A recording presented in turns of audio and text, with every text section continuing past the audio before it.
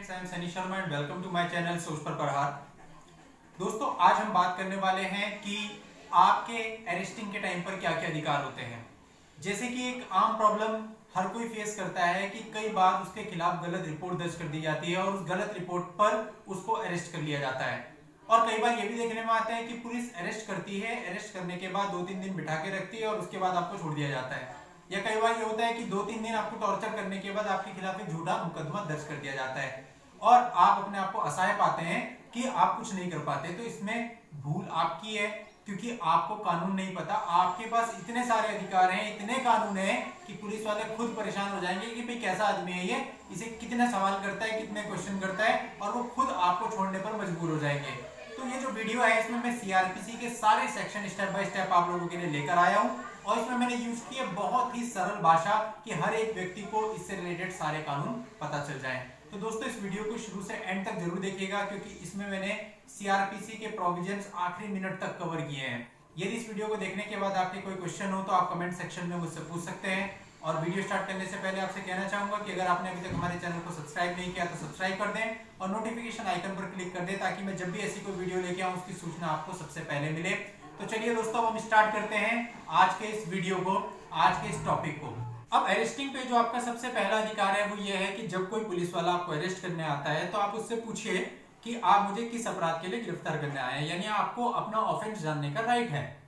अब यदि पुलिस वाला कोई वारंट लेकर के आपको गिरफ्तार करने आया होगा तो आपका राइट है कि आप उससे कह सकते हैं कि भाई मुझे वो वारंट दिखाओ। उस वारंट में आपका नाम लिखा होगा, आपका पता लिखा होगा, आपने जो ऑफेंस किया है उस ऑफेंस को भी मेंशन किया हुआ होगा।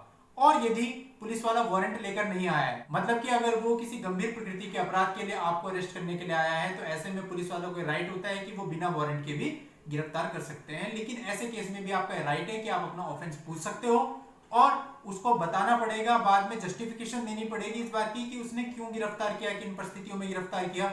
और अगर वो गलत गिरफ्तार करता है तो बाद में आप उस पुलिस वाले के खिलाफ रिट लाकर उस पुलिस वाले को दंडित करवा सकते हो। यानी कि आपको यहाँ पर अधिकार दिए गए हैं ये जानने का कि आपने क्या ऑफेंस किया है।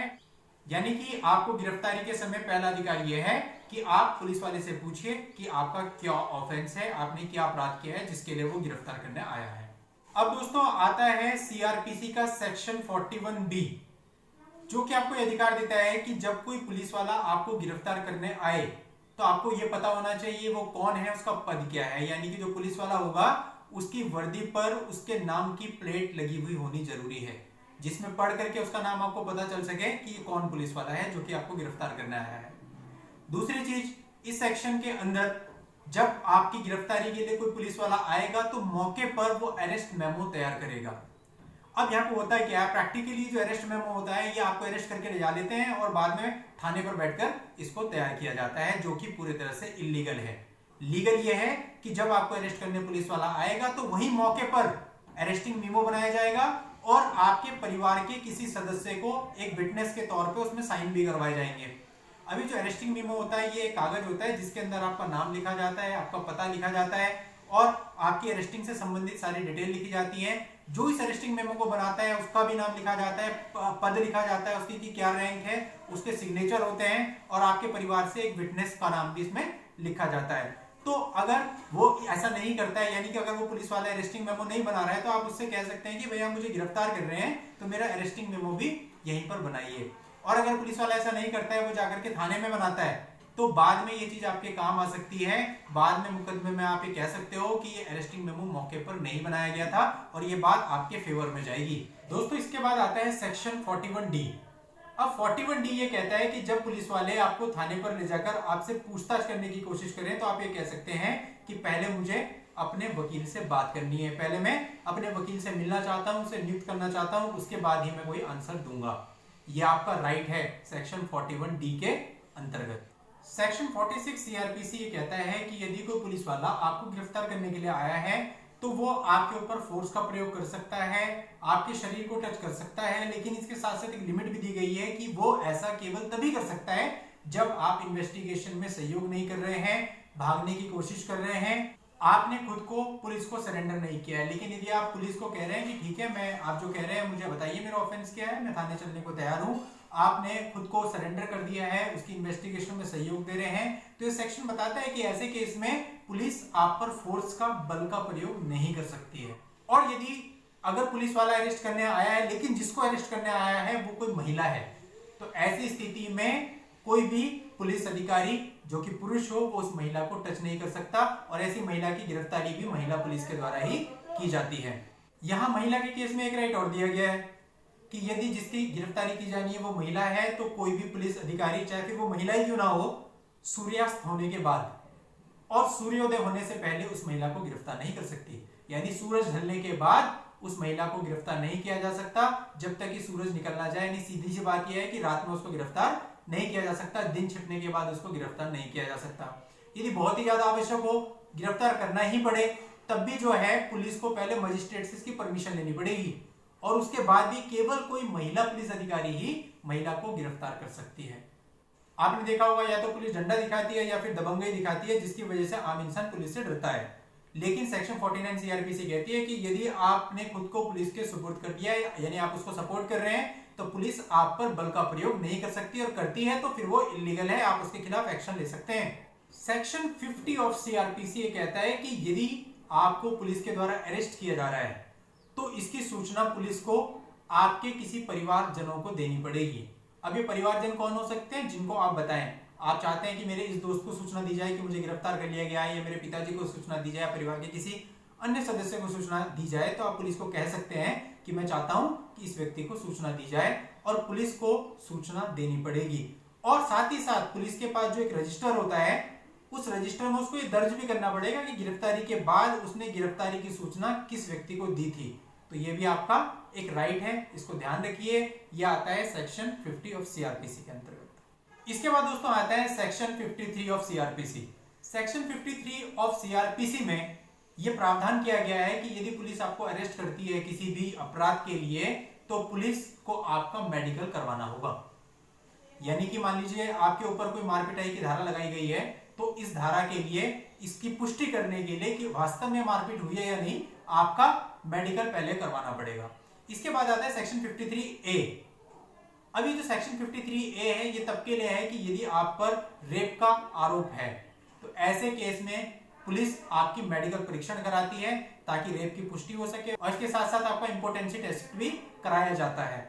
और अगर पुलिस इस तरह के टेस्ट नहीं करा रही है, वैसे तो पुलिस कराती है क्योंकि उनके फेवर की बात होती है, लेकिन अगर नहीं करा रही है तो आप कह सकते हैं, अगर आपको झूठा फंसाया जा रहा है तो आप कह सकते हैं कि मेरा मेडिकल टेस्ट कराइए।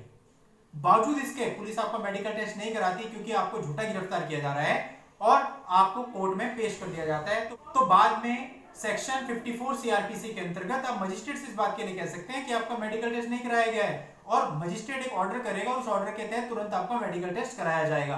तो ये भी आपका एक राइट है। अगर आपको गलत फंसाया जा रहा है या आपके ऊपर गलत मुकदमा है तो इससे बहुत चीजें साबित हो जाती हैं, इसलिए अपने इस राइट को उपयोग करना चाहिए। अगर पुलिस करती है तो ठीक है, नहीं करती है तो आप मजिस्ट्रेट के मार्फत इसको सेक्शन 54 सीआरपीसी के अंतर्गत करवा सकते हैं। इसके बाद आता है सेक्शन 55A ऑफ सीआरपीसी। ये सेक्शन बताता है कि यदि पुलिस ने किसी व्यक्ति को अरेस्ट किया है तो ऐसे व्यक्ति की सेफ्टी की जिम्मेदारी और उसकी हेल्थ की जिम्मेदारी पुलिस की होगी। तो ये सेक्शन आपके बहुत काम आ सकता है, क्योंकि यदि पुलिस ऐसा नहीं करती है, क्योंकि जनरली पुलिस इसका उल्टा करती है, तो आप बाद में इस बात के लिए उनको दंडित करा सकते हो कि पुलिस ने इस सेक्शन का अनुपालन नहीं किया है। इसके अलावा सेक्शन 57 ऑफ सीआरपीसी ये बताता है कि यदि पुलिस ने किसी व्यक्ति को अरेस्ट किया है तो उसको 24 घंटे के अंदर अंदर उस व्यक्ति को न्यायालय में मजिस्ट्रेट के समक्ष पेश करना अनिवार्य है। यानी कि 24 घंटे से ज्यादा किसी व्यक्ति को पुलिस थाने में नहीं रोक सकती है। अब होता है कि अमूमन 2-3 दिन तक लोगों को बिठा करके वहां रखा जाता है, टॉर्चर किया जाता है।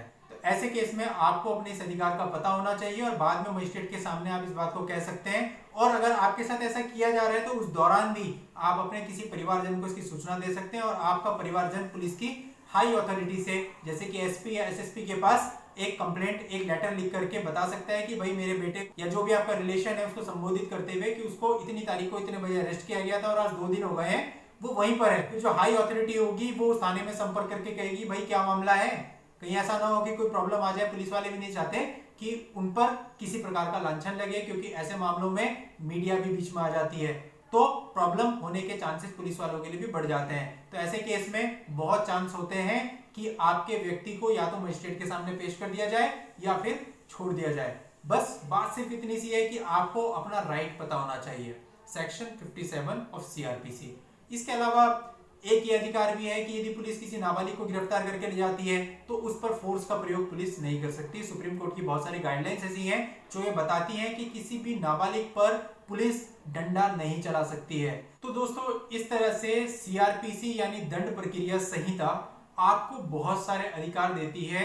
अगर आपकी गलत गिरफ्तारी की जा रही है उस केस में भी, और अगर आपकी सही गिरफ्तारी की जा रही है उस केस में भी आपको अपने राइट पता होने चाहिए। तो कभी भी पुलिस अपने राइट का मिसयूज नहीं कर सकती है, क्योंकि एक सीधा सा फॉर्मूला है, जो डरता है उसको डराया जाता है, लेकिन जिसको अपना राइट पता होता है सामने वाला फिर कहीं ना कहीं प्रेशर महसूस करने लगता है और उस प्रेशर के अंदर ही काम करता है। तो दोस्तों, उम्मीद करता हूं कि आपको सीआरपीसी के सारे प्रोविजन समझ में आ गए होंगे, और अगर आपकी कोई क्वेरी हो तो आप मुझे कमेंट करके पूछ सकते हैं। अगर आपको वीडियो पसंद आया उसे लाइक कीजिए और आगे शेयर कर दीजिए। Thank you. जय हिंद।